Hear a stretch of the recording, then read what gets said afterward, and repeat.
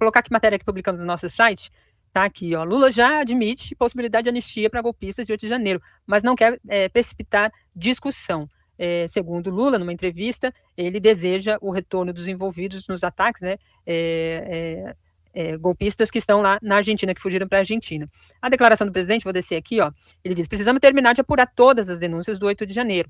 Quando tiver todo mundo processado ou livre de processo, aí tudo bem, podemos perdoar pessoas que estão presas há muito tempo. A anistia é para isso, disse o presidente em entrevista à rádio Itatiaia. Vou colocar uma matéria que também foi feita lá pela EBC, tratando sobre a condenação de um dos golpistas, daquele que derrubou o relógio lá do Dom Pedro. Bora assistir. O Federal formou maioria para condenar à prisão o homem que quebrou um relógio histórico no Palácio do Planalto durante os atos antidemocráticos do dia 8 de janeiro de 2023. A repórter Kelly Oliveira está lá no Supremo, vai nos dar o placar do julgamento até agora. Kelly, boa tarde, bem-vinda.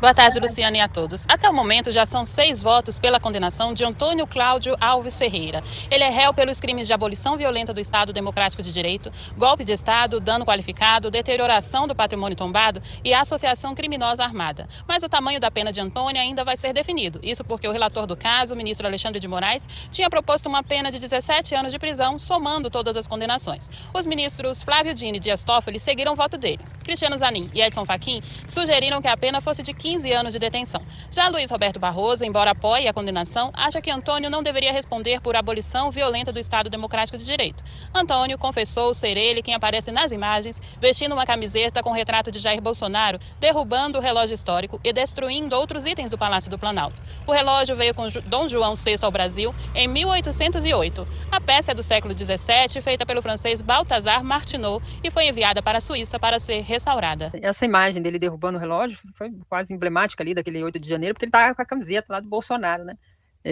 Uma camiseta com uma imagem que certamente circulou durante muito tempo aí na campanha. Como é que você vê essa declaração do presidente Lula sobre a anistia?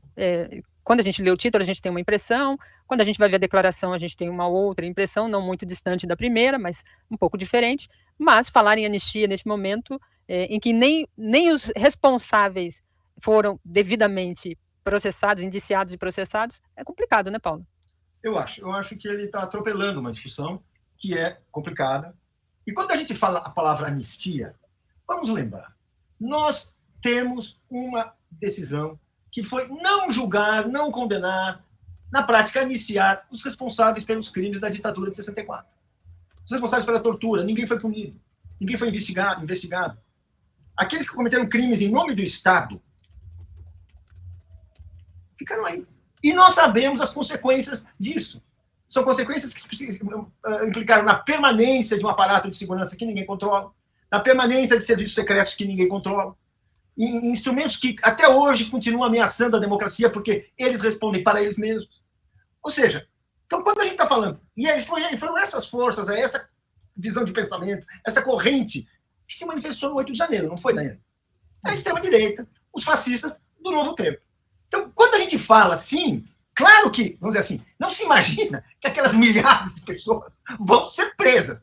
É claro que vamos ter assim, que vamos cumprir e teremos o prazer de cumprir o ritual da justiça, do direito, que a Daiane conhece muito bem, muito melhor do que eu, mas que as culpas têm que ser individualizadas, os crimes têm que ser descritos, têm que ser bem explicados. Mas agora, imaginar que todos serão iniciados, eu acho que isso aí, eu acho que assim, o Lula, que é um presidente descontraído, que fala assim, eu acho que, assim, ele não quis dizer, ou pelo menos, eu acho que não é uma decisão que já tenha sido tomada, talvez tenha sido uma afirmação assim, de que todos eles serão iniciados. Eu acho que isso hoje, nesse momento, seria muito difícil, porque, mas assim, o país, assim, ele derrotou um golpe de Estado. Não é que estava tudo certo. Não. Nós viramos um golpe de Estado. Do que nós estamos falando? Nós garantimos o retorno à democracia, gente. É disso que nós estamos falando. O país estava sendo conduzido para uma ditadura. É disso que nós estamos... E nós invertemos essa situação, a mobilização popular inverteu essa situação, o Congresso, os democratas do Congresso inverteram essa situação. Ou seja, é uma outra história. Não pode ser assim agora, passar uma borracha e dizer tudo bem.